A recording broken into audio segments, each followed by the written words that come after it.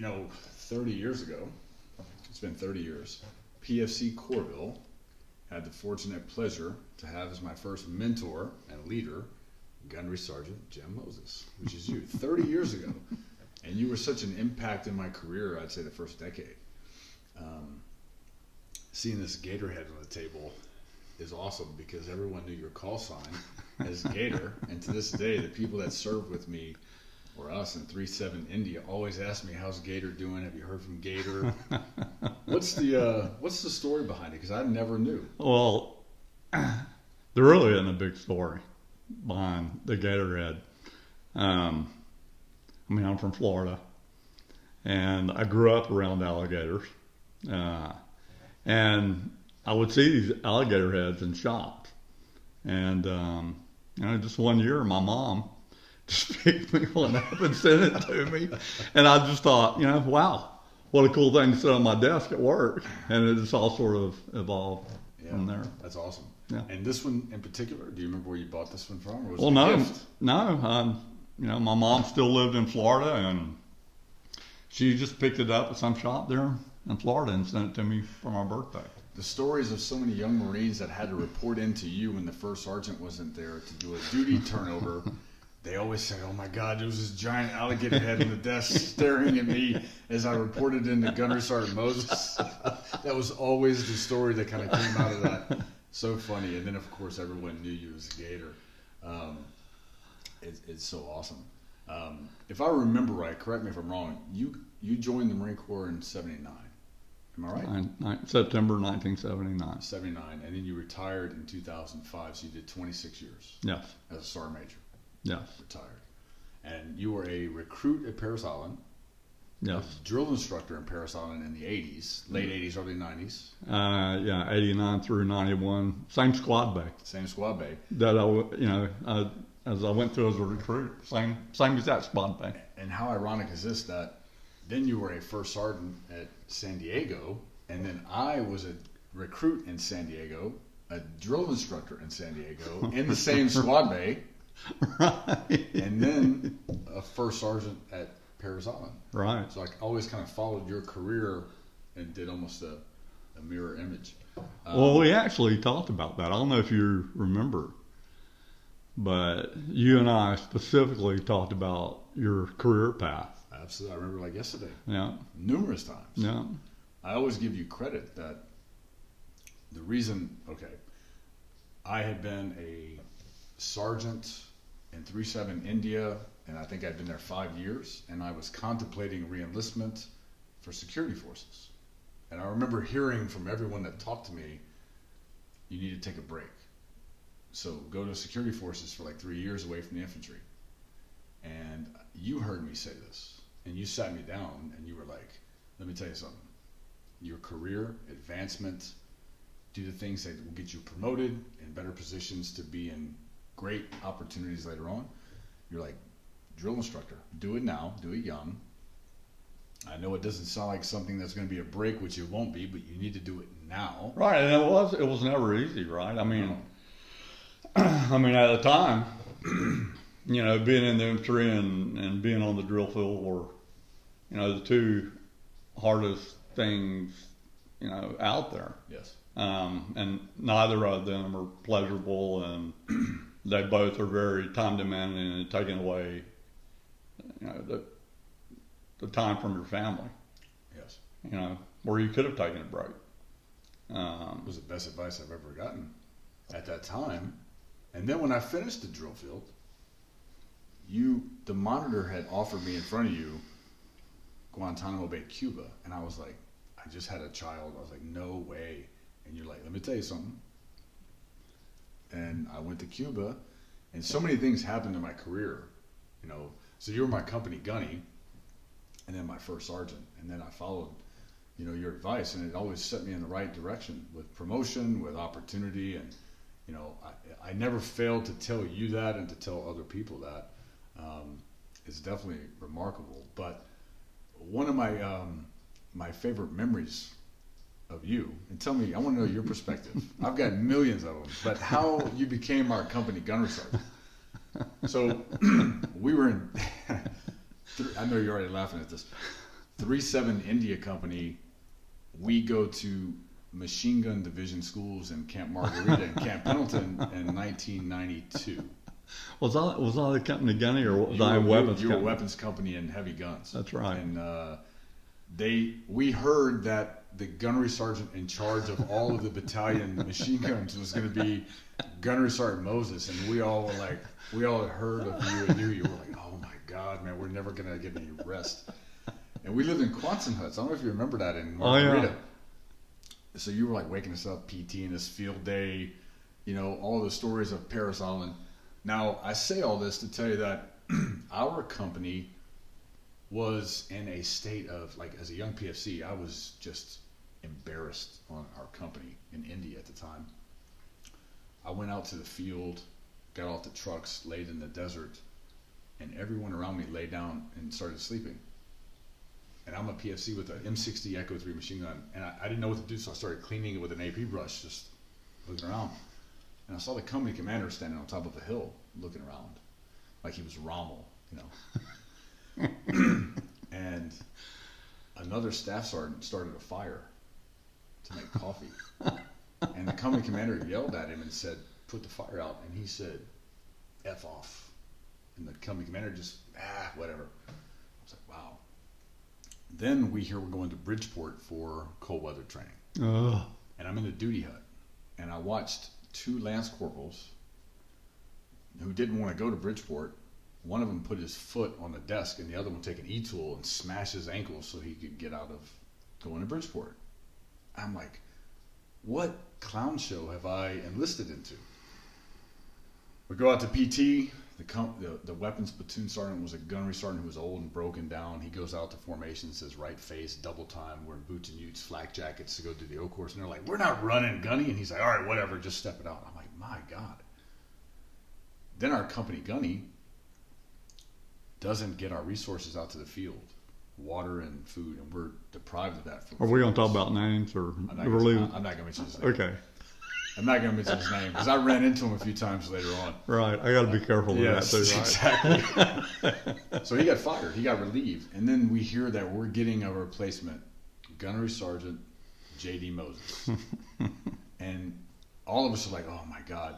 I'll tell you, you came in and changed the company overnight with discipline and holding people accountable. And then we had a few other drill instructors like Dennis Housley came in the weapons platoon.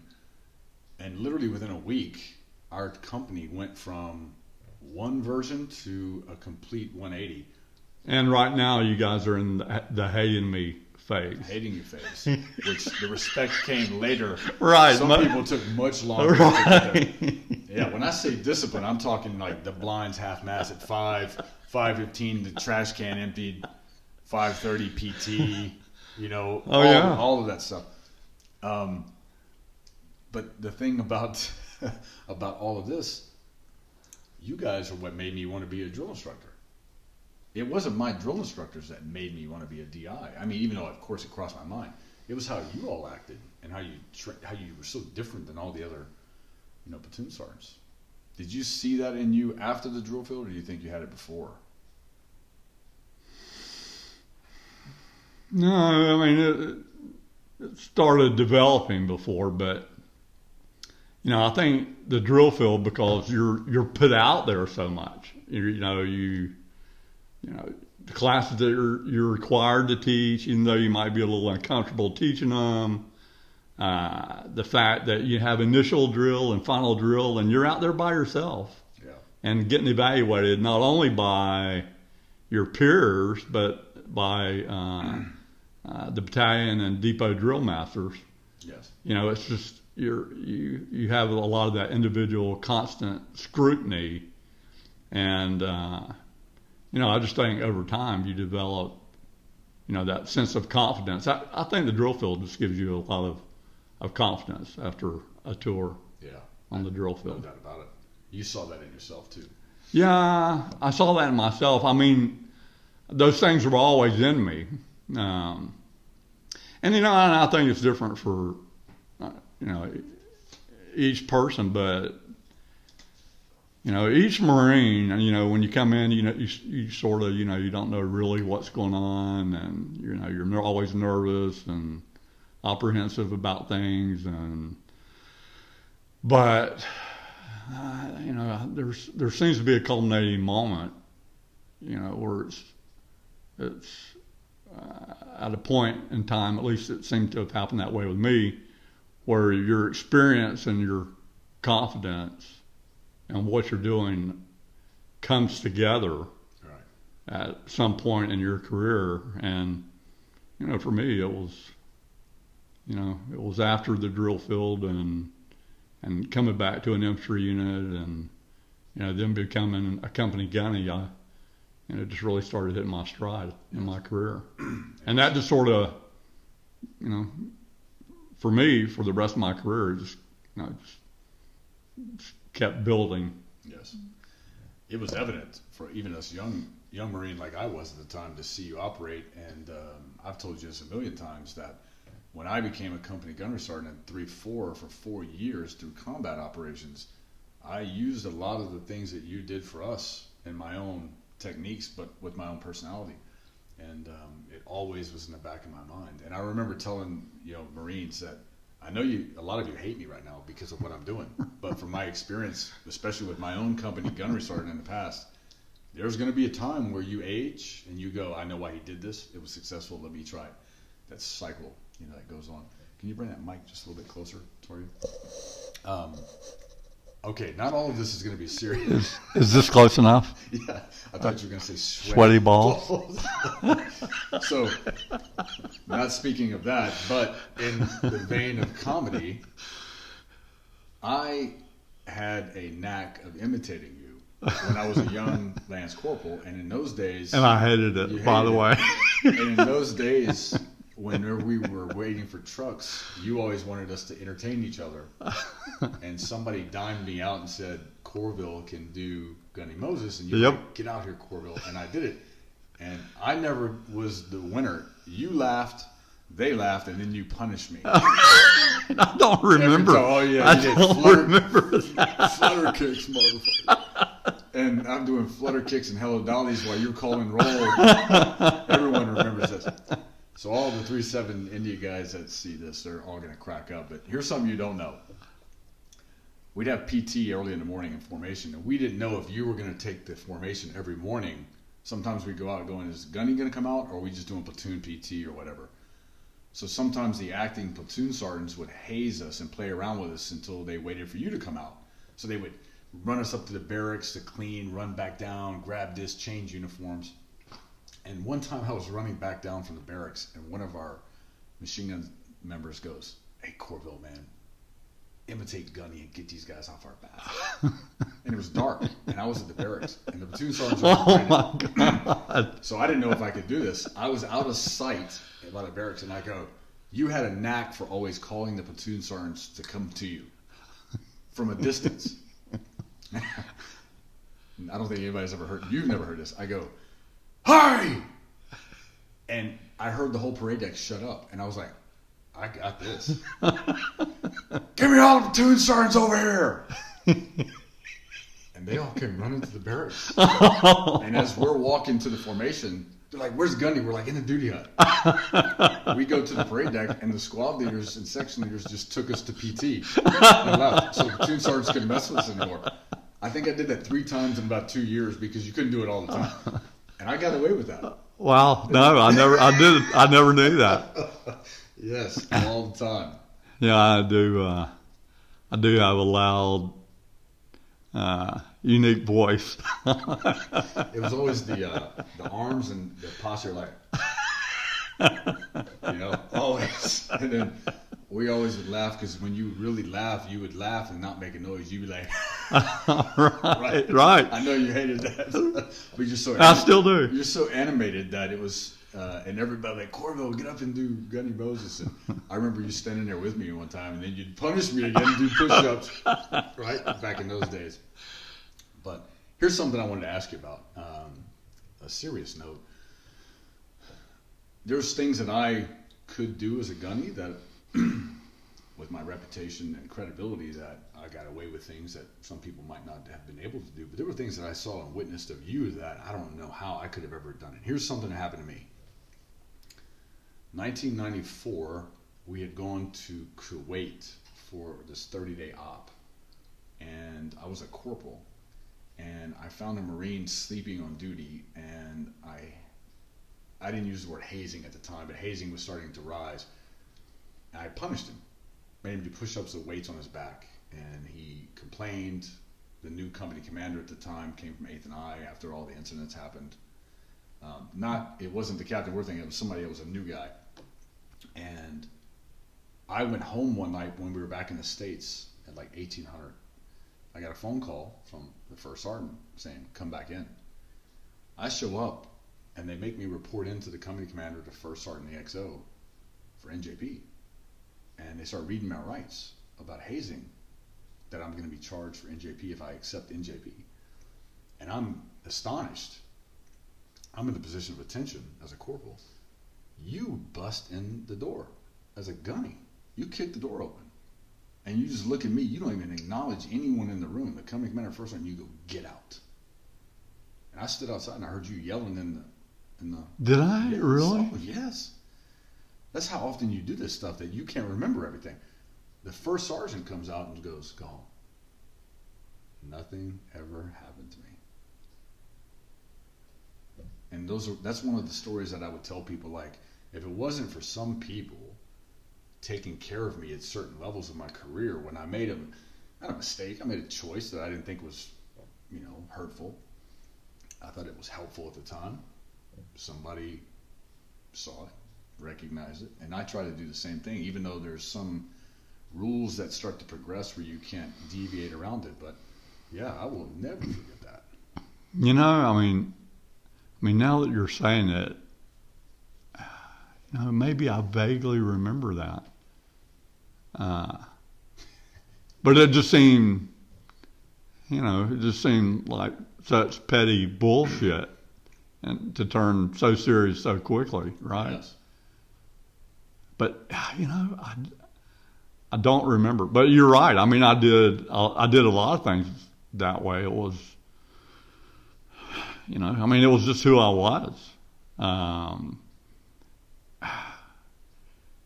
you talk about getting away with things. It was, so. It was acceptable. Maybe that's a better word. Right. But the way I always viewed this, like IT and you guys, making you do push-ups and flutter kicks and push-ups and mountain climbers. So, you really had a choice there on the discipline thing, right? You could write them up, give them a page 11, but it's like, are you shitting me? Right. You're gonna let the fact that he's been late a time or two for formation, and he's a young Marine, and you're going to ruin his career by giving him a page 11 or fucking NJP. And it just seemed so extreme and ridiculous to me. If you're holding a formation and somebody's late, just what do a few push-ups. It might have been for 10 or 15 minutes while you're holding a formation and roll call for the whole company. Right, but it's over. Yeah, that's right. And I would never think twice about it. And I thought, well, how much trouble could you get into for, using that logic? How could you get into trouble for it? And and I never hit anyone. I can't say I never snag people. I never shot chin strap. Hike and throw them in the ground. Yeah. I did those things, or if someone got belligerent with me in front of the entire company, and again we're not mentioning any names, I would reach over and grab them by their cami blouse and start heading to the office, and usually before we ever got there, they were crying. Yeah. And I would just take them right immediately back to the company, and they became humble, and it would never happen again. Right. But their careers weren't ruined. You know. That's right. I always appreciated that, and I think a lot of Marines that either watch this or that we talk to, they all feel and do the same thing, no matter how much times change. You know, unfortunately, that we all watch progress and things get taken away, and you're not allowed to do certain things. But well, what is humorous about that to me was, I mean, I did it for the reasons that we just talked about, that's right.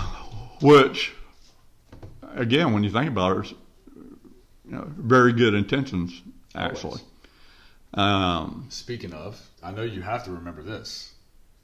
In the middle of Korea, one of our machine gunners lost a traverse and elevating mechanism. You put us in a Humvee, drove the entire section in the middle of nowhere in Korea in a rice paddy. You remember this? Yeah, and I was actually looking for water. There was one, you threatened us to put us in the water, but you put us in a rice paddy. This sounds like a movie.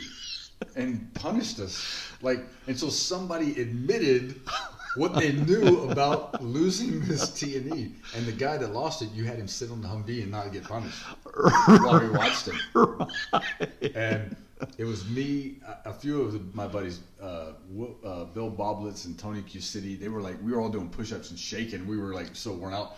Hey man, if you stand up and say F you to Gunny, I'll do it with you. And none of us did it. Right. Well, I mean, a T&E, somebody, I mean, a lot of people probably careers would have been ruined over that. So again, the reason for the pain was to show you the seriousness of we're going to find this fucking T&E. And if I remember correctly, it would sort of go like this.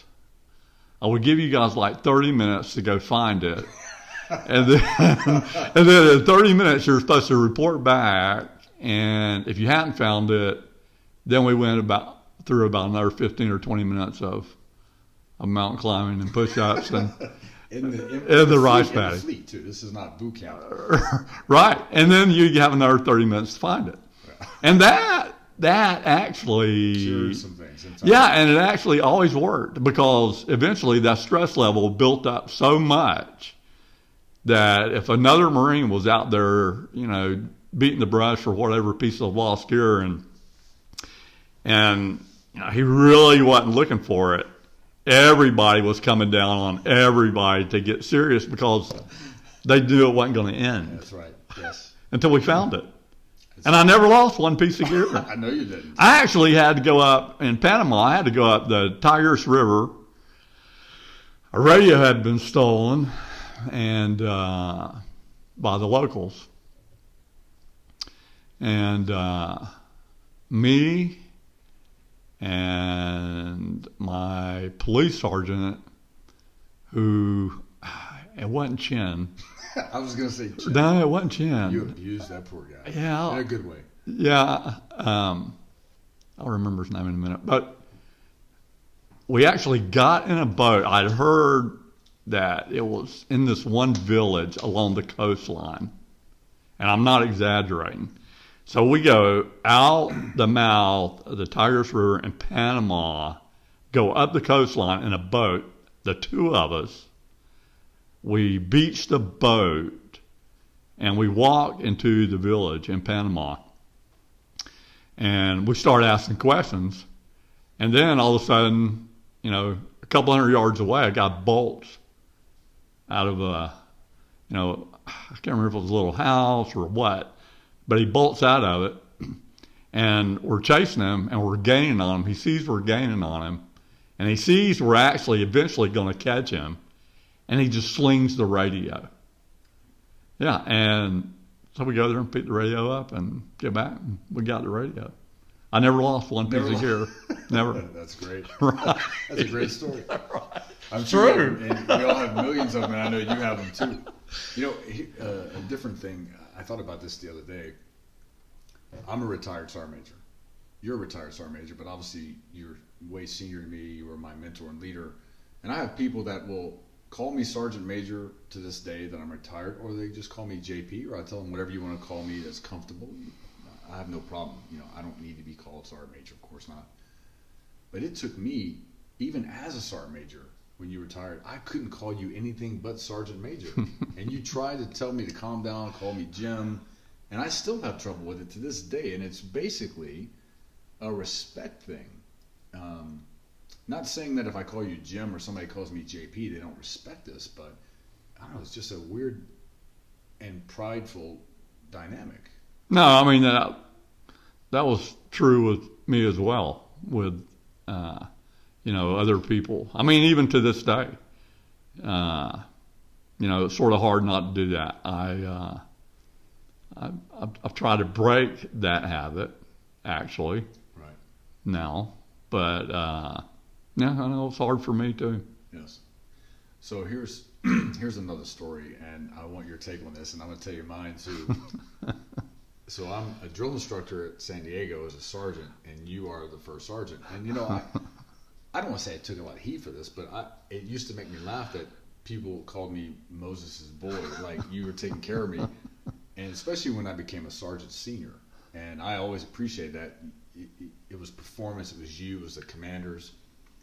And well, I did take care of you. I took care of you because you're a good Marine. You were doing the things you should be doing, and appreciate it. And you worked hard. I appreciate that more than you know, but you took care of everybody. And if somebody wasn't up to standard or par, you called them out on it, and you were straightforward to them.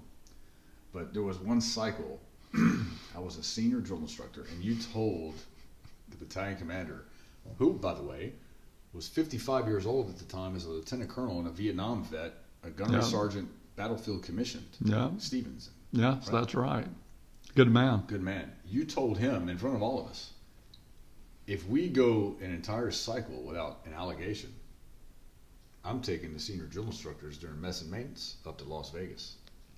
Oh, no. That's not how it went. Didn't tell me what it was. Okay, That's how it seems to me. So actually, what had happened was the cycle prior to us actually going, I was always thinking outside the box on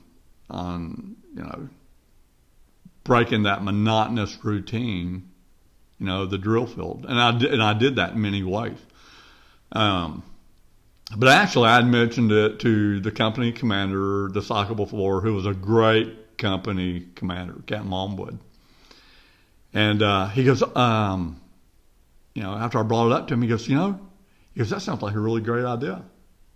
And I go, okay, all right, and I'm thinking to myself, I hope you remember this 3 months down the road, because I'm not forgetting. So we actually are probably about 2 weeks out from mess and maintenance. And, my office was in between the series commander's office and the company commander's office. And Cam Homewood, again, a great guy, comes out of his office, and he's walking across to the series commander's office. And I said, hey, sir, have you talked to the colonel about me and the seniors going to Las Vegas here in a couple of weeks? And he just gives me this blank stare and never said a word, and just walked into the series commander's office. And so I'm just sitting there at my desk, and I'm just, my little wheels are spinning.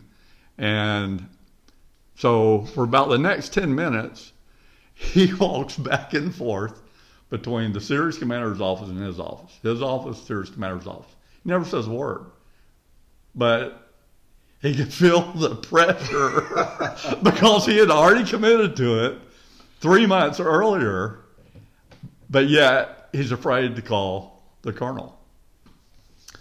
So, on one of his many trips to the series commander's office, when he's under all this duress because of me, I walk in there and I sit down with him, and I said, hey, just pick the phone up right now, call the colonel, tell him it's my idea, tell him this is what we're going to do, how we got things covered, and just see what he says. And he did, and I'm sitting there and I'm listening to the conversation. And so he hits the colonel with it, Colonel Stevens, And immediately Colonel Stevens starts laughing. I can hear him on the phone. Starts laughing and says, "Oh my God, he goes, that's a great idea." He goes, "When are they going?" He goes, "I'm thinking about going." And he felt all that pressure, and that one phone call to the colonel, he just thought it was just a great idea, and we went. And I actually, during the course of my career, No, we're good. are we good? I need to get closer to the mic. No, it's good. I remember as a junior Marine, I remember all the ways that you would get, just screwed over for no reason. Yeah. And I held on to those things, and I remember, coming back to the drill field as a first sergeant, going to the drill field as a staff sergeant, as a new drill instructor. Again, I remembered all the hazing and all the little bullshitty things that were done to new drill instructors, and it was really immature. I mean, they weren't being taught. They were on lights to lights for no reason. And I used a lot of that too when I became a first sergeant that you did for us. Right, and it was all just so dumb. But back to the Vegas thing, because it actually happened. Oh, yes, it sure did. And you took... Do you have any specific stories that you would like to tell? Yes, I do. So you put the series gunnery sergeants and the green belts on mess and maintenance, and you took the seniors, the first sergeant and the seniors, drove up to Vegas. Was it 2 nights? I don't remember. It was it was at least 2 nights. At least 2 nights, right? Yeah. Which seemed like a lifetime as a DI. Right. 2 nights. But we drove into Vegas, and you were in the car with us, and didn't we start playing Elvis? Elvis, Viva Las Vegas. As we're going over the bridge. Over the bridge and see the lights. And you were telling us the whole trip, your plan for roulette and your gambling and how you're going to win this money. Oh, right. And I'm a sergeant now. Fast forward a few hours later, and I'm in the casino, and you come walking up to me, and you're like, "Hey, I need to borrow $200." Yeah, it didn't work too well that night. I gave you $200, and then you paid me back by writing a check. I had to go stand in line and cash my check. There was no ATMs to do that back then. But did we laugh about that? Because you're like, you try to be secret. It's not a secret anymore. You just looked around the casino, and you're like, "Hey, buddy, $200." Maybe so. On the first, yeah. It didn't work all the time. Oh, that was such a fun time. But to go back to 3-7 India. No. Oh, you want to tell something? No. I think you need to. I think there's things that you're leaving out specifically about yourself intentionally. There's some things I can't say though that happened in Vegas. In Vegas. Well. Like, can you skirt around the edges of maybe at least one thing? And we're probably thinking about the same thing. Okay. Are we? No, tell me. Well, I think maybe you and some guys went to a club. Yes. Is that right? You there. Yes. No. I'm not talking about a regular club. Yeah, strip club. Yeah. Well, I don't remember going to it. I just remember the stories afterwards. Yeah, we saw you in there with your shirt unbuttoned. Maybe so. But nevertheless, I don't think I had quite the experience that you had. Do you know what I'm talking about? No, I don't. It was a good time. I remember that, and I didn't drink. I don't know what you're talking about. Oh, okay. Well. I don't know if I need to go into that or not.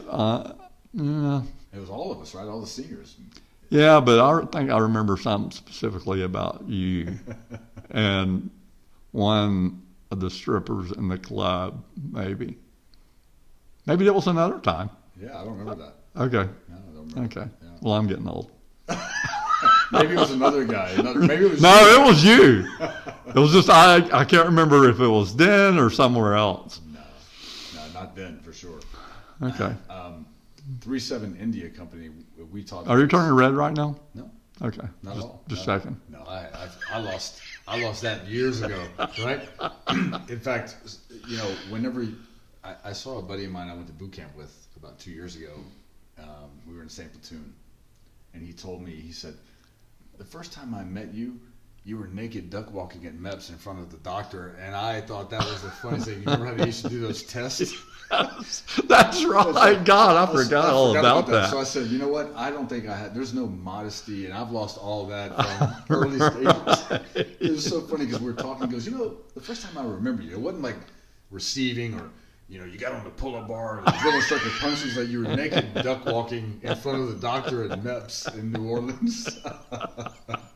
And he's not exaggerating. That is exactly true. Right. No, it is. And you watched each other do it, which is horrible. But, okay, in Okinawa, Japan, 93, I think it was, we were doing training in the jungle there, and there was a infestation of wild boar.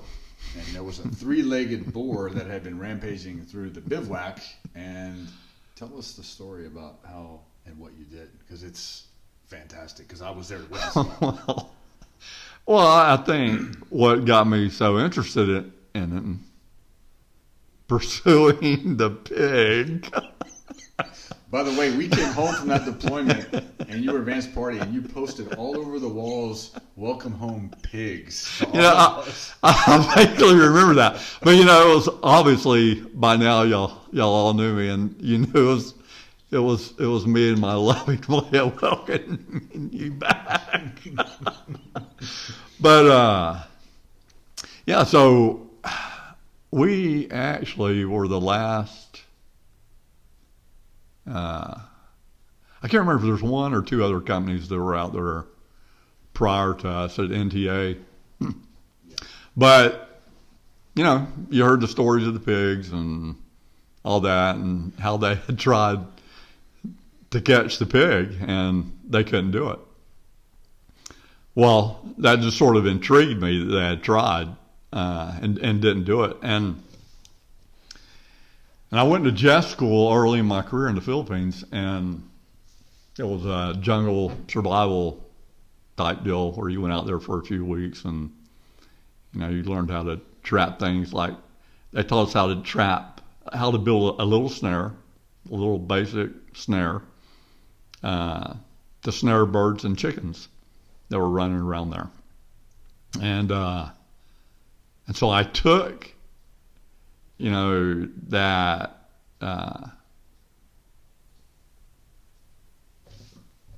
these snares, the ones they were teaching us how to make were maybe this tall. So I just made everything bigger for the pig. So instead of a little branch or something sticking up that you would use to snare the chicken or the bird or whatever, I would use small sapling trees. I would send Chen or whoever my police sergeant was scurrying up to the top of that tree and tying a cargo strap to the top of it and having Marines pull it down. And we'd pull it down. I had stakes driven into the ground, and we would set that thing a certain way and set up 4 snares in 4 different directions so that when the pig came to the food, no matter what direction he came from, he was standing in a snare before he was going to trip that device. So you were going to get him no matter what direction he came from. But anyway, I was just intrigued with that idea. I heard all those stories from the other companies, and I just thought, I'm going to get him. Well, the first idea that I had was, I heard they were skirting the bivouac area, which was the shape of a rectangle, and they were over there in the sawgrass, and whenever the companies would leave, they would come in and pillage through all the gear and MREs and basically destroyed the bivouac area. Well, I had told the fire watch the first night there, I said, hey, if you hear the pig, you come get me. And so shortly after we laid down, the fire watch come to get me, they heard the pigs. And so I get my knife and my flashlight, and my knife was a Gerber BMF, which is about this big. And I'm sitting there, and I can hear the pig in the sawgrass, but I can't see him. But he's moving along the path inside the sawgrass. And so I come up with an idea that I was going to get ahead of the pig along the same trail that he was traveling down and back up into that sawgrass. And I was going to wait for the pig and jump on the pig and kill the pig with my knife. Just my knife. And I knew I was going to get cut up, but I was going to kill that pig just with that knife, just because it would make a great story. Especially if you got cut. Right. I mean, that would have made it that much better. See how Marines think? Right. Yeah. I mean, it was pretty stupid, actually, but a lot of testosterone flowing then. Yeah. Which now I don't. I just turned 60. But to make a long story short, there, the pig smelled me and ended up running away. It came close to happening, but he smelled me and ran in the other direction. So the next day, when the company was out, I'd got you guys, I got you sent off for, the platoon training for that day, and I didn't have anything to do in the middle of the day. So me and the me and the police sergeant set up 2 or 3 of those snares, and I attached a flashbang to each one of them. And so the company gets back, I don't know. Yeah, we came back for the evening after doing the training. Yeah, it was like 5, 6 o'clock maybe, something like that. Right at sunset. Yeah, right at sunset. And so everybody's in the rack for the night, and I go into the hooch with the platoon sergeants, and I tell them about my traps that I set. And they're laughing at me, literally. Right at that moment, they were laughing at me. And bam, everybody hears the flashbang go off. Oh, I remember it yesterday. On one of my traps. And so I grabbed the Gerber BMF again and my flashlight, and I head in that direction. Well, by the time I get there... Oh, we heard you yelling too, like, I got that effing pig. Right, which we had been given briefs to not mess with the wildlife while I was training here at NTA in Japan. But by the time I had made it, so the bivouac area was sort of up on the top of this little hill, and my snare was down in the draw.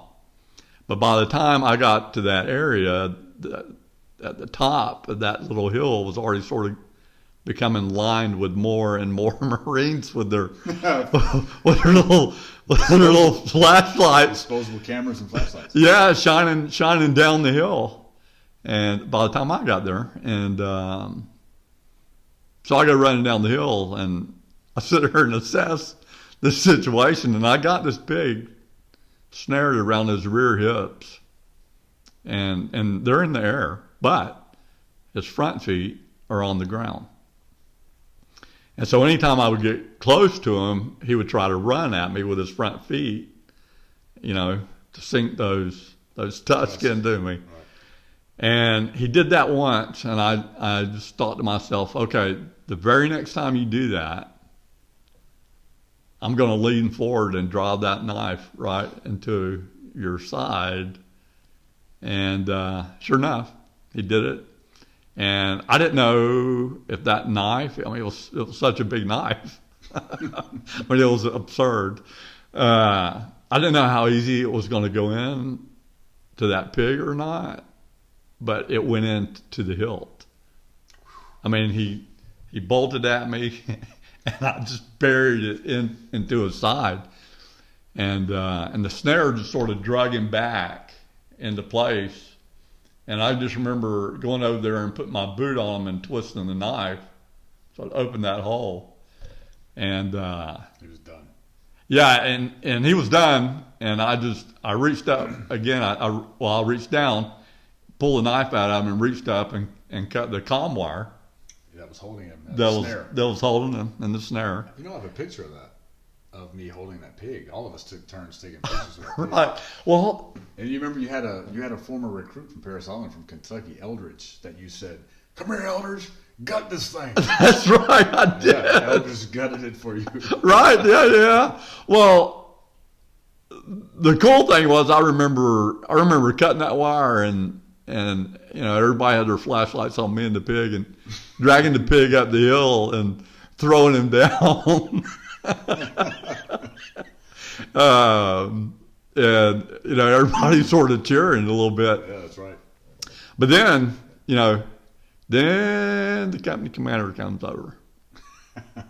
And again, we're not mentioning names, but we both know who he was.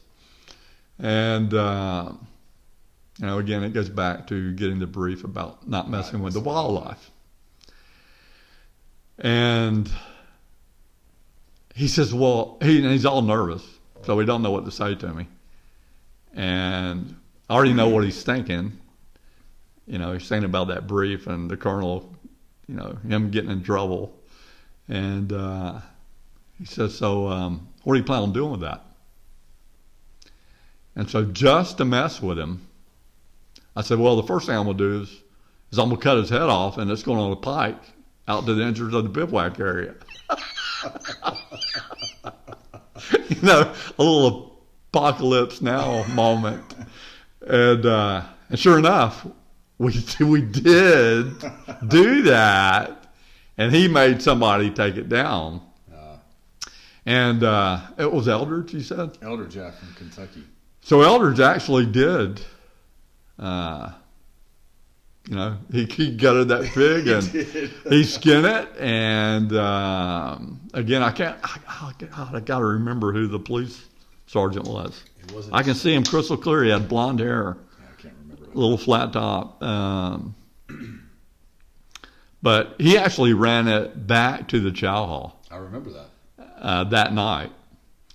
Yeah. Well, and then the next morning, again, you guys are off. I sent you on your way. You're off doing your thing, and all of a sudden, I get word that the battalion commander and battalion sergeant major are out there, and they want to see me. And so I'm thinking, okay, I know it's because of the pig. So I go and I find them, and there's the company commander and the company first sergeant and the battalion commander, battalion sergeant major, and I sort of report and salute and all that. And everybody is ignoring me, and I'm thinking, I am screwed. And I'm, a few minutes goes by and no one is saying anything, and I'm just standing there like an idiot. And all of a sudden, the colonel looks at me, and I can tell he wants to say something. But as soon as he looked at me, he just started cracking up. And then everybody started cracking up. Okay, you got me. And he just came right over to me, slapped me on the back, and he said, "That was the coolest thing." and he made me explain to him how I trapped that pig. And to this day, I know one person, Barnes. It was Sergeant Barnes at the time. I know he still has one of those tusks. Really? Yeah, and I can't remember who's got the other one. That's awesome. Yeah, but they're both still floating around out there, right? It was a 3-legged pig. That's what made it unique. And when I tell this story, I'm glad that you're here to tell it. And I tell people the story, and then I tell them the name of the colonel. I can mention his name, but nobody believes me. His name was Colonel Robert E. Lee. Well, it's funny. I was like, no way. Right. Well, it's funny you should bring that up because I think I would. When I was in 3-7, I went through 1, 2, 3. I went through 3 or 4 battalion commanders when I was a company gunny or heavy weapons platoon sergeant there. But I remember getting the word that the new battalion commander's name was Robert E. Lee. Yeah, you can't make this up. And I thought, oh my God, we're in for hell now. Which actually ended up to be quite the opposite. Yeah, He was actually a very easygoing battalion commander that, right. you know, it was sort of nice for a change. His Sergeant Major Gray, I talked to you about him. He was memorable to me, and looking back at the float books, he was a Vietnam vet. And he sat down next to me at night in a machine gun hole and scared me to death. I was too young to ask him questions, too nervous. So many things I wish I could have asked guys like that. But I mean, obviously you came in the Corps when you had Vietnam veterans all around you, right? Yeah, a lot. And a different world. Yeah, you know, I got to say there was a movie, Platoon. Yes. Of course. Tom Berenger and Barnes. Yeah, and I'll never forget. So I come in the Marine Corps, go through boot camp, ITS, California, and get to the infantry unit there in Hawaii, and it's crazy. I mean, there's enlisted guys, there's officers smoking dope, everybody's smoking dope. You still got some Vietnam vets around, quite a few, and it was insane, and it wasn't what I had imagined the Marine Corps to be, and years later, the movie Platoon came out, and it was the similarities on the behavior. It was just spot on. I mean, as messed up as things were in the movie, it was so much the way it was when I came in 1979, and it was the end of an era, but there was still enough of that Vietnam flavor carrying over still in 1979. I mean, you'd have platoon formations, and young Marines would tell, Lance Corporals would tell PFCs, would literally tell the platoon sergeant to fuck off right there, and the platoon commander. Wow. And it was so harsh that, when they would come walking through the squad bay, that instead of attention on deck, it was bus man on deck. Yes. It was insane. Yeah. You remember when we went to Big Bear, California to train after a deployment, and we had no weapons? Do you remember that? Oh, yeah. So the UDPs got messed up in rotation, so we had no weapons yet because the Army didn't have the battalion inventory back. So we went out to Big Bear for like 10 days to train, and we made sticks as guns. You would go out to one of the streams and fish, and there was a little bitty trout. I didn't know where you were going. No, I know what you're thinking. I'll go to that in a minute. But you remember those little trout? Yeah, I do. I do. You would go fishing, and two of the platoon sergeants took a Humvee and went down into Big Bear and bought the frozen fish that were like this big. And they set you up to where you were in the bivouac, and they came walking out of the bush with these two giant fish, and you grabbed your pole and went running. Where in the world did they catch these things? I've forgotten all about that. And then back to Okinawa with the pig. When you said bivouac, I started kind of laughing over here. I don't remember what morning it was, but one morning we wake up to you yelling at that same bivouac, "Hey! Oh, who's shit in my bivouac?" I knew where you were going. Somebody literally took a crap in the middle of the bivouac area as a sign, obviously, because you could go everywhere. There was porta potties and all that. And it was other companies too. It wasn't just us. You had all of us in formation and stood in the middle at sunrise with this turd between your feet and punished all of us until we admitted who did it. We got woken up for this. Right. You remember that, right? Yeah. I was stunned that it happened. It just really pissed me off. When I tell I've told this story to people, and I know they laugh, but sometimes I'm thinking they must think I am making these stories up. I'm like, if you knew Gunny Moses and the time we were together, man, so many animated, situations and stories. Oh God. Oh, I can hear it like yesterday. I mean, Hey! Yeah, I mean, there were tons of them. I mean, it was just, like somebody being late. It was so second nature, like just thrashing that person while the formation's being conducted.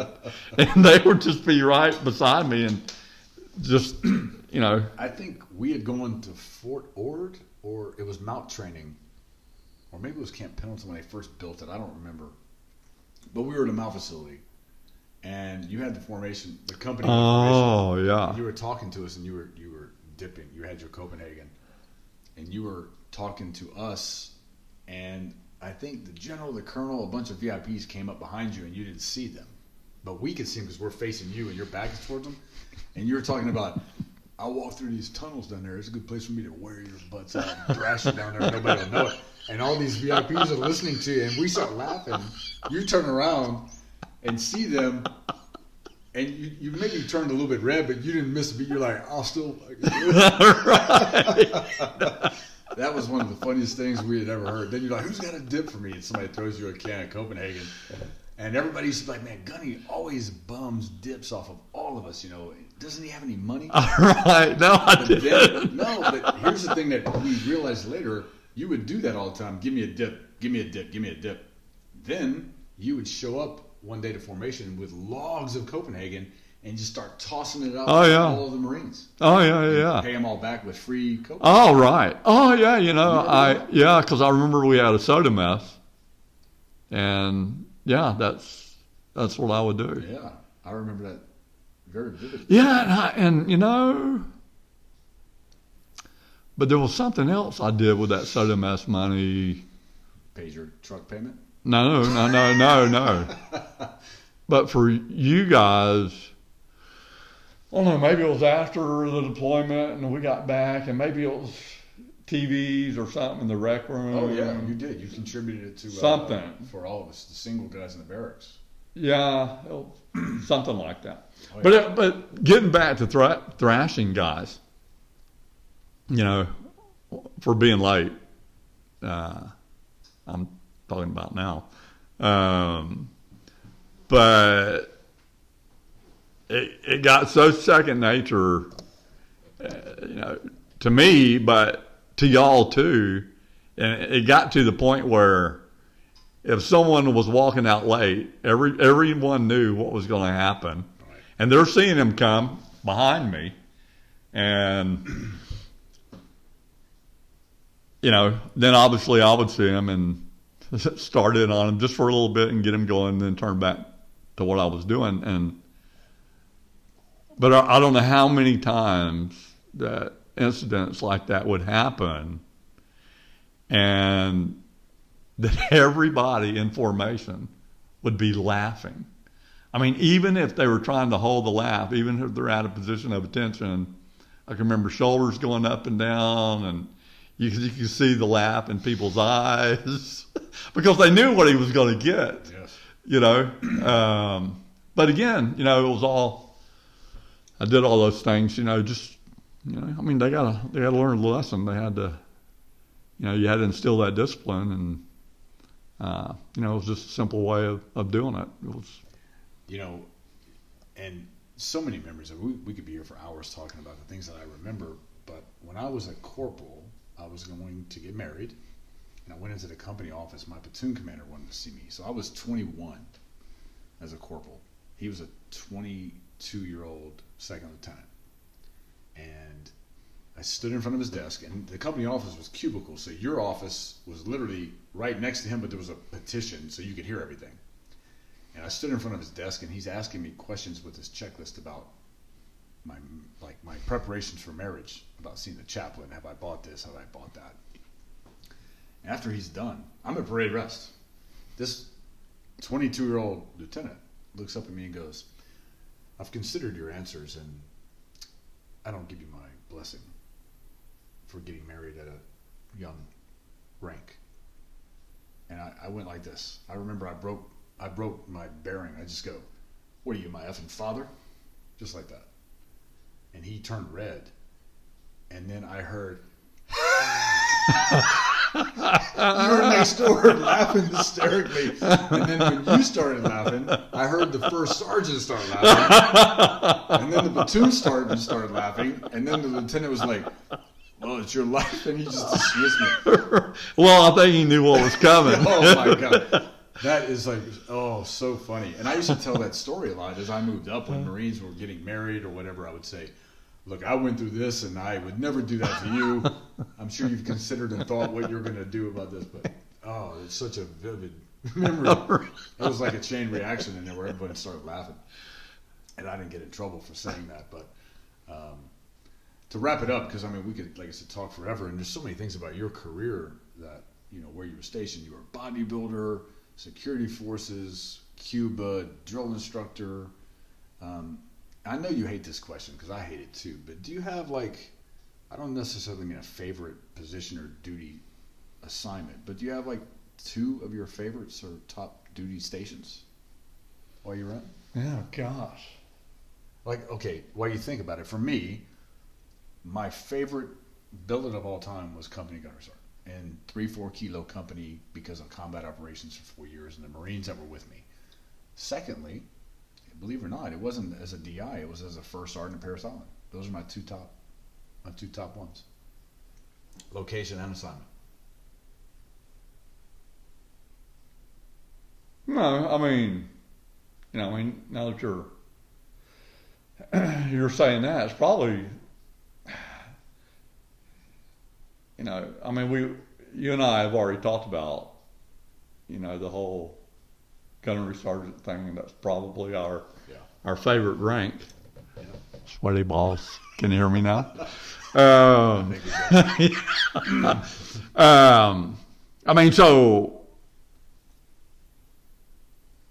the whole time I was a company gunner, I was in the whole time I was a gunnery sergeant, I was in 3-7 and 29 Palms, which wasn't my favorite duty station, but yeah, it was it was the fact that I was in heavy guns there, and a company gunny for 3 years. Right. After that, I got to say 3-7 and the company gunny thing, but for me it was the same as you. It was first sergeant on the drill field. In San Diego. That's a question. So I was a San Diego hat, but my time at Paris Island as a first sergeant is so memorable and fun. Over my time as a DI in San Diego, even though I loved it. San Diego, Paris Island. Do you have a comparison? Do you have... I've actually been asked that question before. And you never answered it. Actually, on a National Geographic interview. Really? Yeah. And so you're talking about, are there differences in regards to the recruit training? Now, or you personally, as far as your experience, did you prefer one or the other? Now, yeah, I did. Which was it? San Diego. And here's why I knew you were going to say that. If I had been a DI at Paris Island and a first sergeant at San Diego, I probably would say San Diego. I think it was the position, the billet, the experience that came with being a first sergeant, no matter where you're at, that made it so fun, enjoyable. But working as a DI, whether it was San Diego or Paris Island, would probably be knocked down because of how hard you work and how you're treated. Yeah,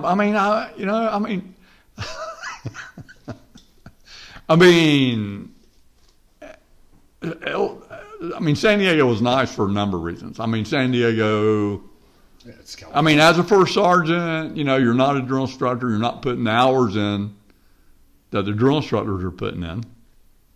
And it was, San Diego's weather's incredible. It was a good family time. If you were a first sergeant, that was a good place to be if you're a first sergeant and you had your act together because you had that quality of time with your family. But also,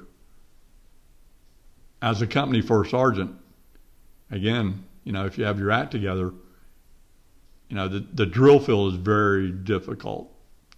It's very demanding.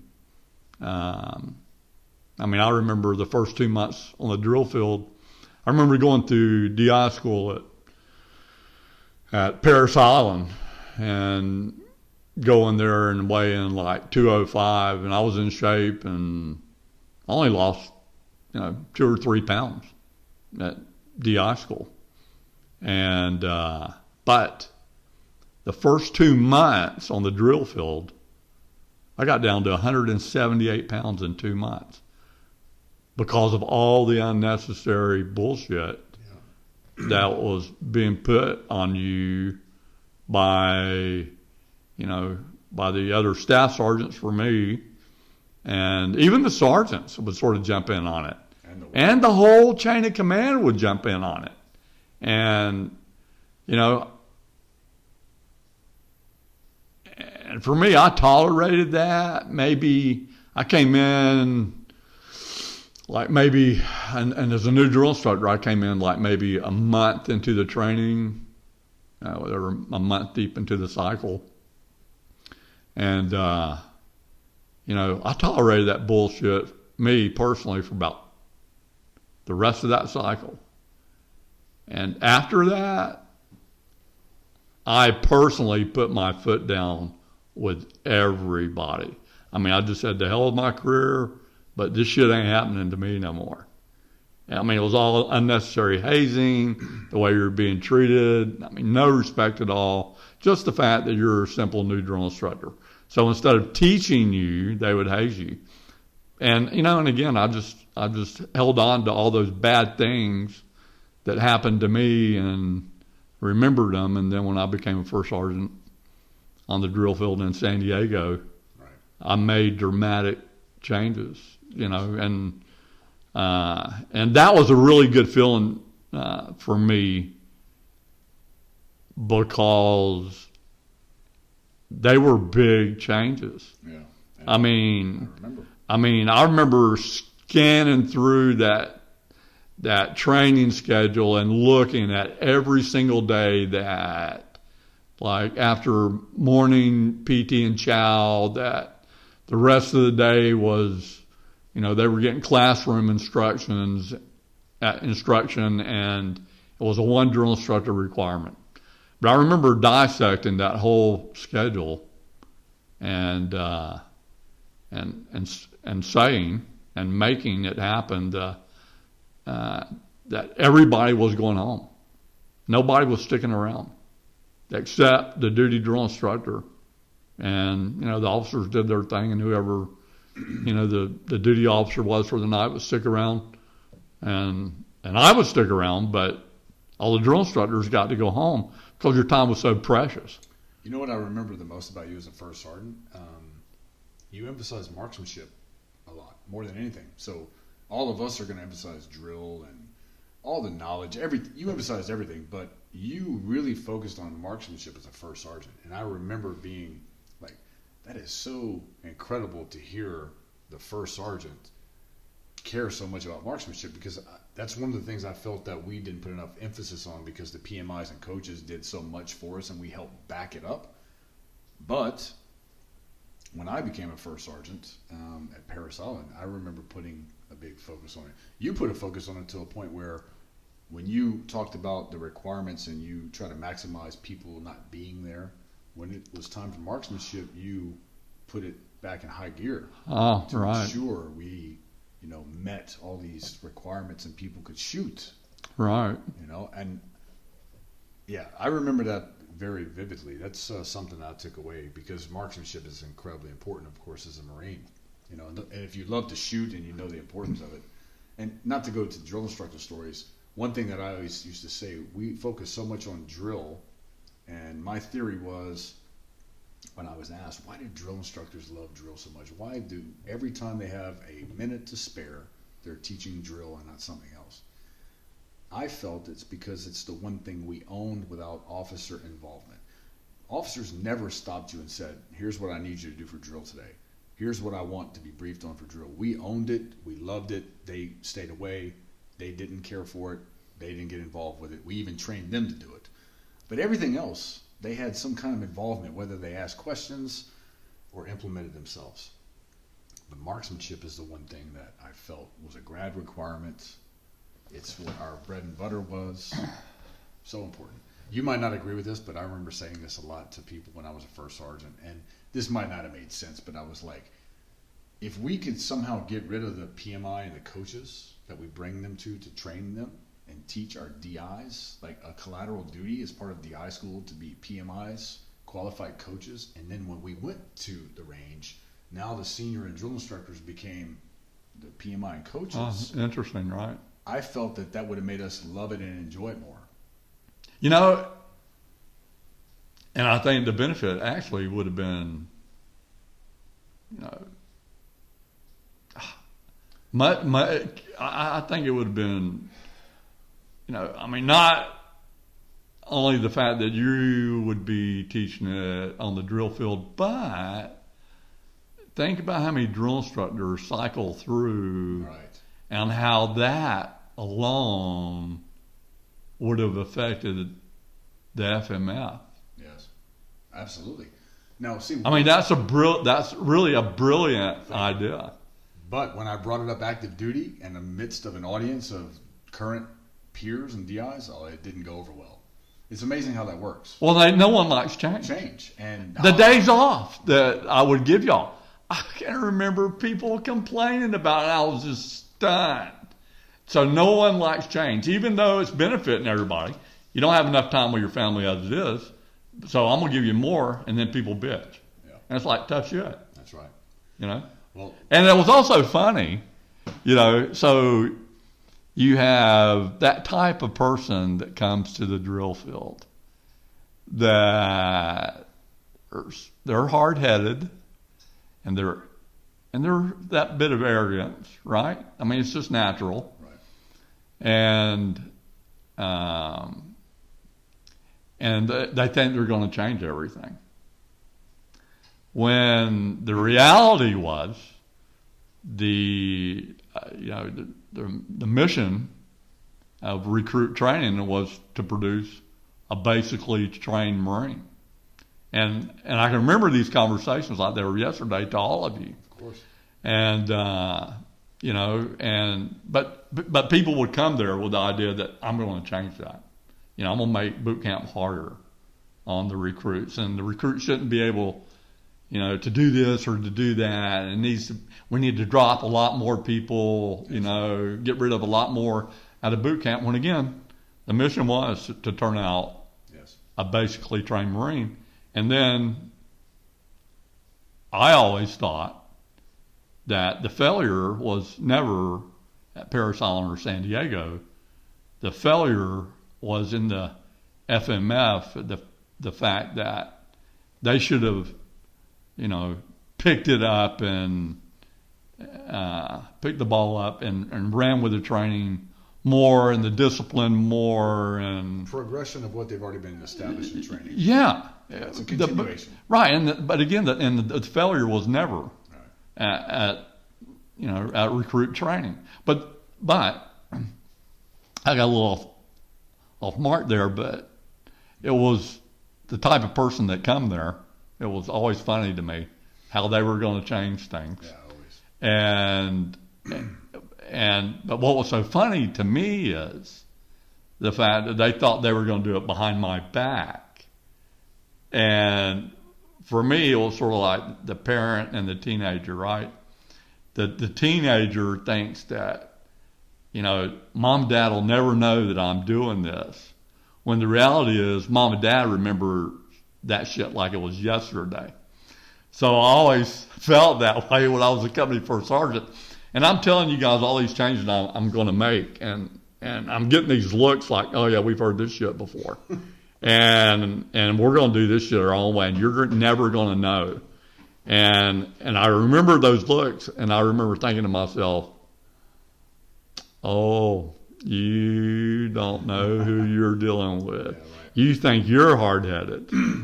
you know, and it was a simple thing. It was so funny. It was the simple things, you know. And again, I remember them like it was yesterday. I remember, you know, the first sergeant walking through the squad bay and the drill instructors picking the phone up, calling the other squad bays to let them know the first sergeant was going to walk through.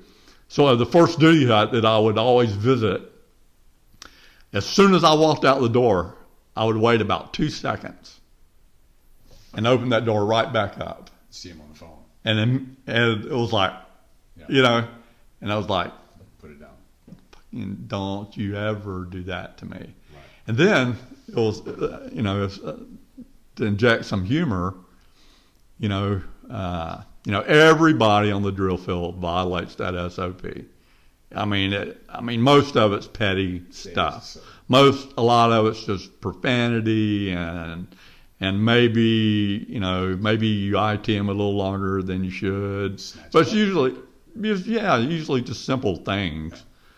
But when drill instructors would come into the company office, again, my office was center, so to get to the series commanders, they would have to come through my office, or to get sometimes to the series gunny's office.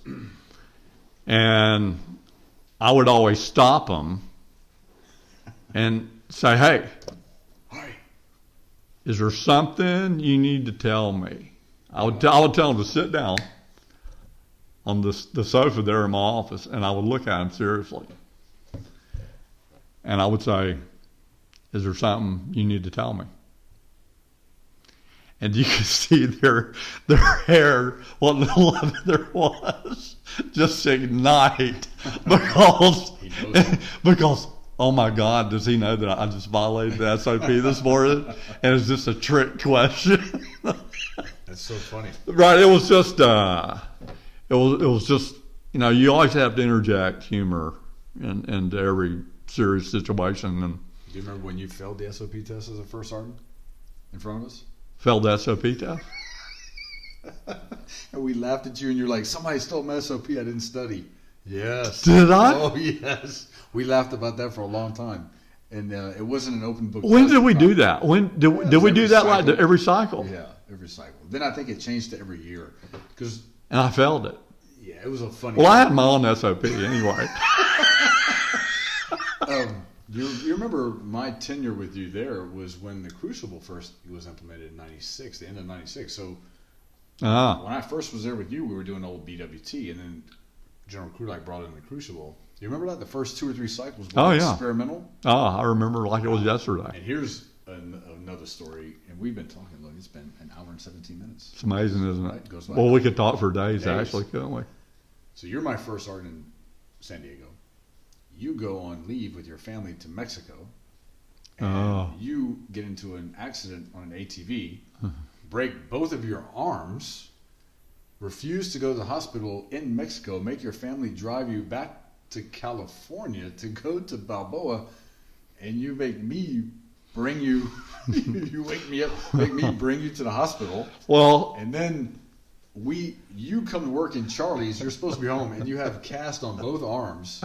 I can't make this up, people. And you had Yoshida and Oxner would come in the morning and put a dip in your mouth because your hands were broken. You couldn't do it yourself. No, that's right. You'd walk around with Cass and Charlie's yelling at recruits and journalists. Oh, yeah. I just actually it was much worse than 2 broken arms. The arms were broke in multiple places, both of them, and I temporarily went blind in my left eye. Wow. I busted all the crystals loose on my inner ear, and I blew 2 discs in my lower back. And in addition to that, when your head hits something hard, your brain's encased in your skull, or your brain actually compresses. Yeah. And it stretches those neural pathways. So I actually experienced classical depression too, which I learned later was from that trauma. But we were in Mexico, and I remember that happening specifically on a Friday because I can remember thinking, man, we are going to hit San Diego right in the middle of rush hour on a Friday afternoon. And we did. And I'm gonna cut out the part about going to sick bay on San Diego, which is a story in itself. That doctor. Well, the female ensign's Yes. first day of duty by herself, and she wants to look at the abrasions on my knees. Bones are sticking out of your arms. Yeah, and I'm bleeding out of my nose, even though I didn't hit my nose. But yeah, so that was Friday, and Friday morning, late morning, it happened, and I ended up getting over to Balboa about 1800 Friday. I finally got pain medicine about 2 in the morning, Saturday morning. And Monday, we began the week of, what training was it? The week before the pickup? I don't remember what they call it. The staff training. Pickup week is what we call it. Pickup week. Yeah. We had to go through all the briefs before we picked Yeah. So that began on Monday, but I remember, so base housing was out in town, and you lived out there too. Chula Vista. Yeah, but so we were both in Chula Vista, and I just wasn't gonna miss work, and I remember calling you and having you, I spoke to the company commander, I guess, over the weekend, and no one had seen me. But I remember calling you and having you pick me up Monday morning. And the first place we went to, I don't know if you remember this, was to dental. We went to dental. Yes, I do remember. Because I had gravel embedded in my teeth. Yes, I do remember.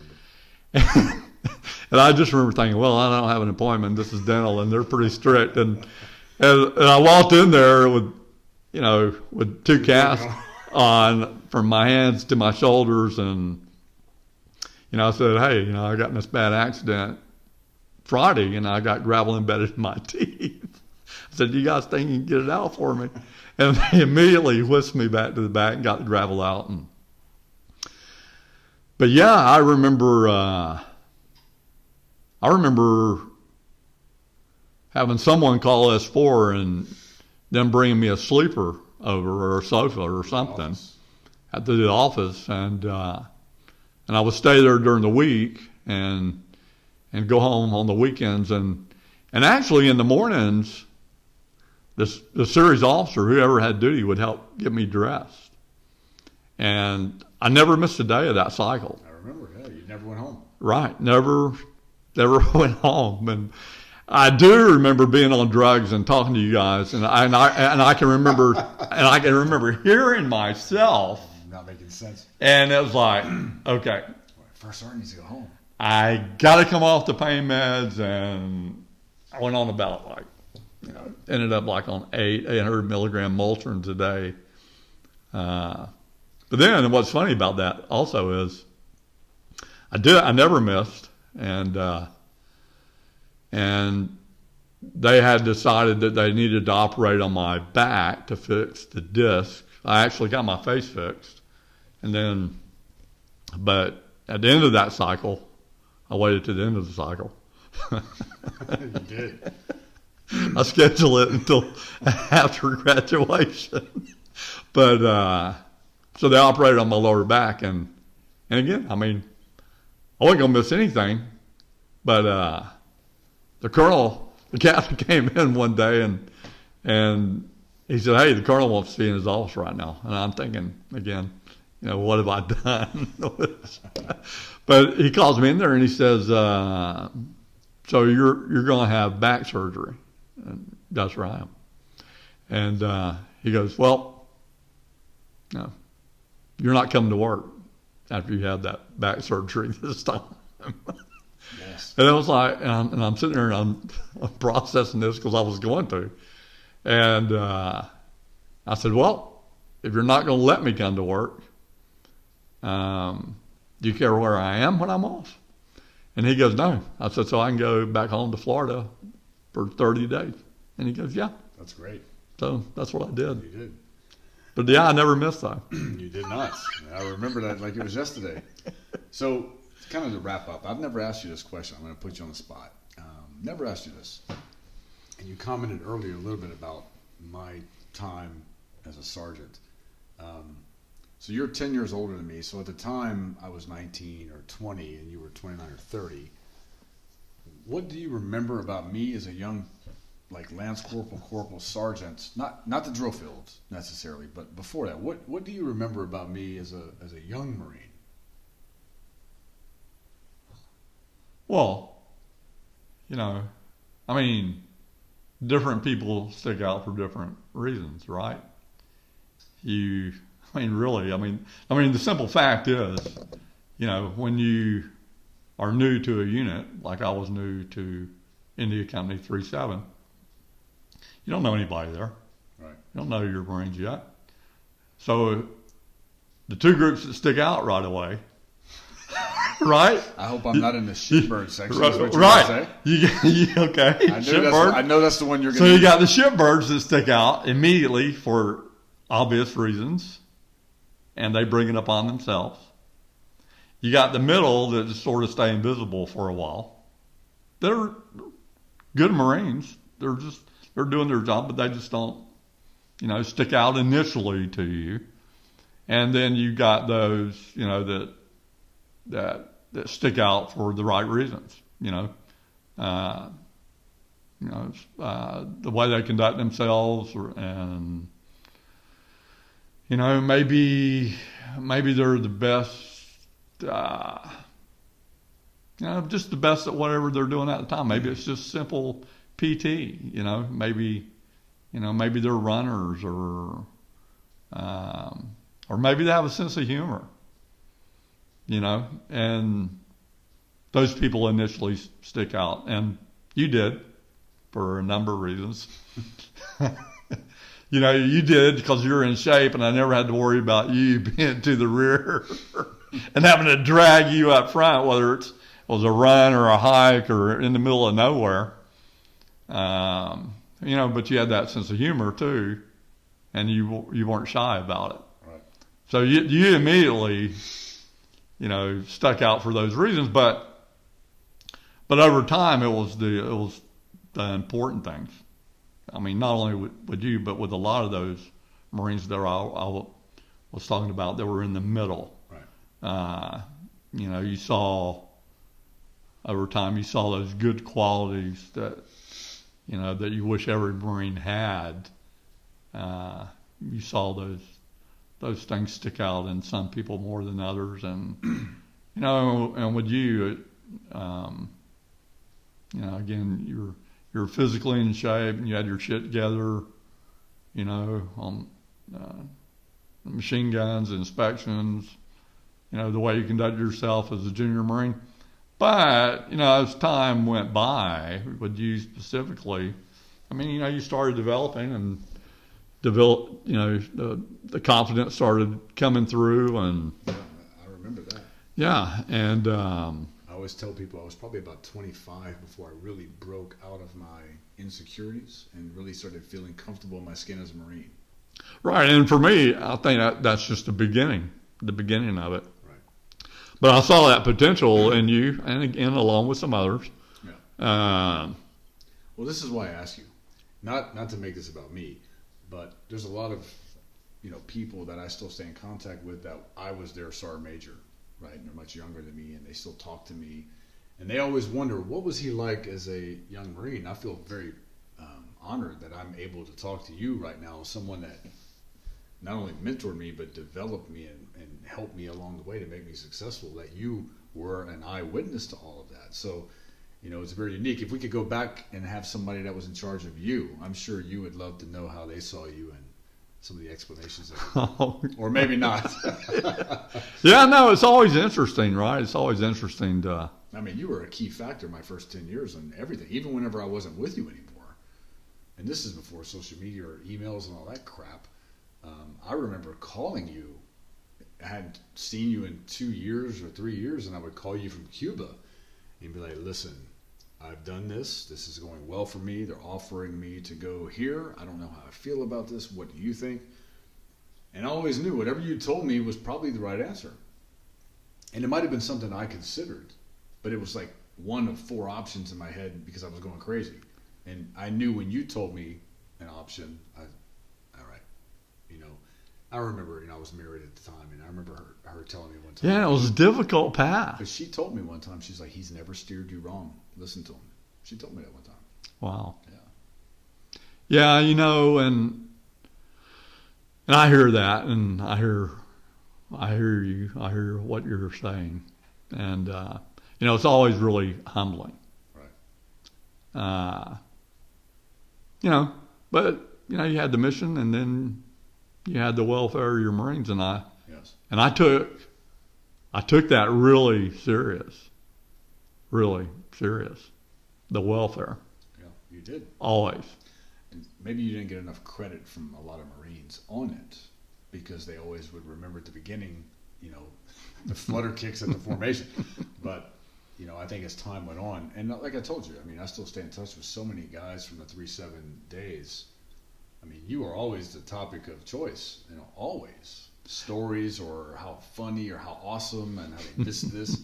We could use a Gunnery Sergeant Moses in my job in my location now. We were always different, though, right?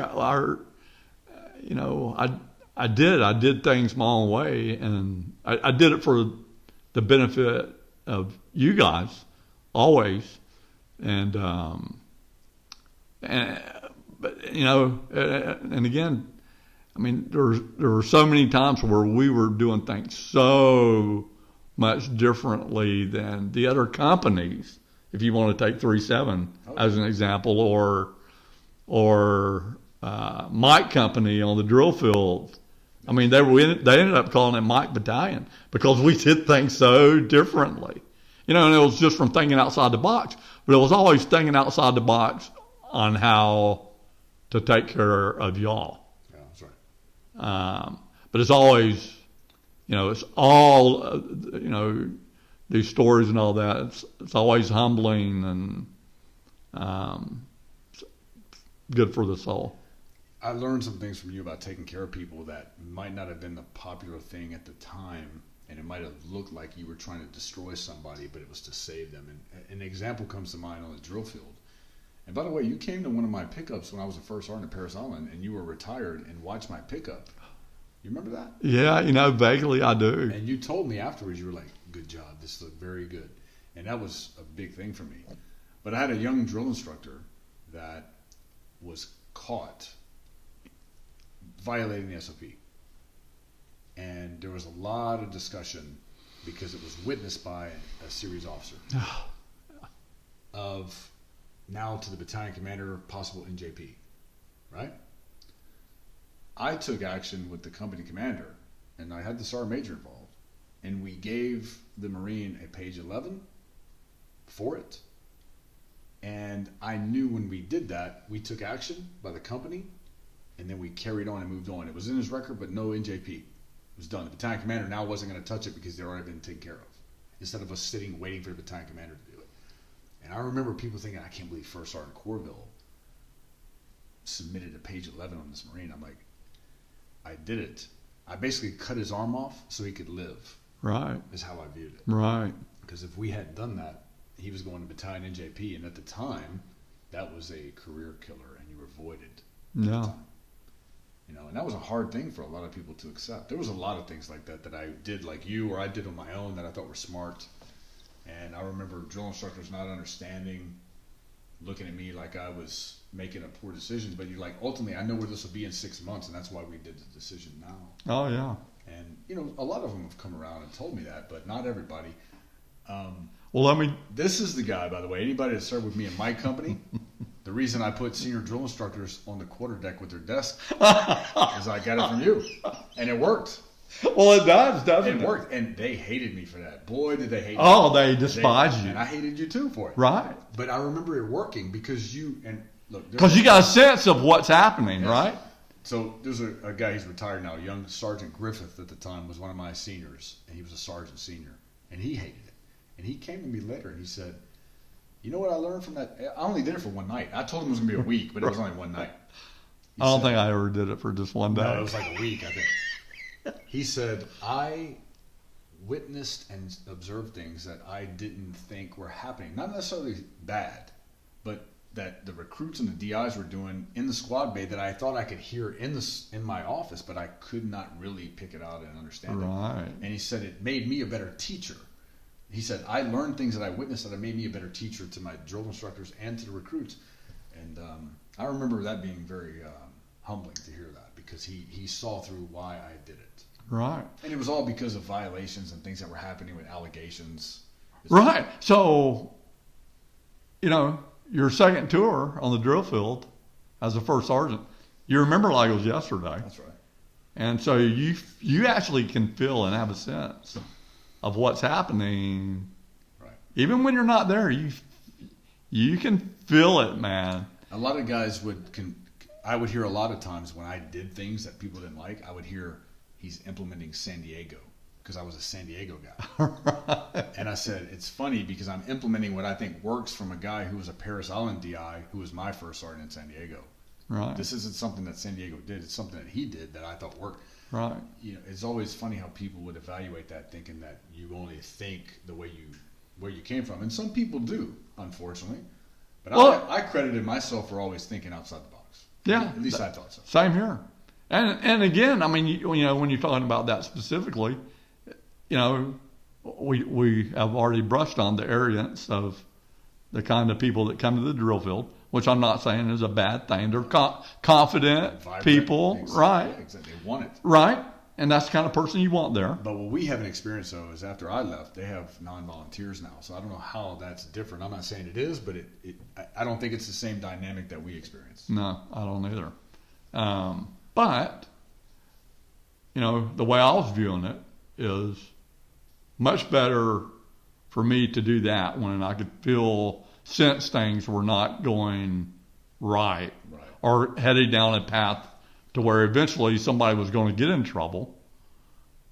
Wasn't it much better to grab a hold of that early on and get control of it early on than people losing their career? Maybe a whole team from hiding stuff. Sure. And just to change the subject and direction real quick, just to interject on the page 11 thing. So a little secret I had was, sorry guys, all you officers out there, but I would convince them to do the page 11 thing, and then I would rip it out of their book, and no one would know. Yeah. Where'd page 11 go? Yeah, that's awesome. Unfortunately, when I became a first sergeant, it was automated. Right. It's right. So I had to rip it out of the Right. book, yeah. Right. But I did. Yeah, I do remember the stories. I remember that. Or they would never make it to their book. It would just stay in my desk. Yes, I love that. Yeah. Well, how did you think this went? You enjoy this? Yeah. I appreciate all the answers. It's good conversation. Yeah. I mean, again, oh my God, we could talk for days. And what doesn't show on this, even though it's been an hour and a half, is we spoke all night last night. Yes, we did, and I'm tired. I'm 60 right now, and I'm tired. So we wake up this morning, and he's like, "Hey, you want to run to McDonald's with me?" I'm like, "Okay, I'll grab my running shoes." And you looked at me like I was crazy. I was like, "I thought Gunny Moses wanted me to PT this morning at sunrise." Yeah, he actually said that. That's true. I was like, I'm ready for anything. He's going to do something that tries to challenge me, I'm sure. Yeah, flutter kick. I have low T right now. That's right. I appreciate it. Always Yeah. a pleasure. Yeah, thanks.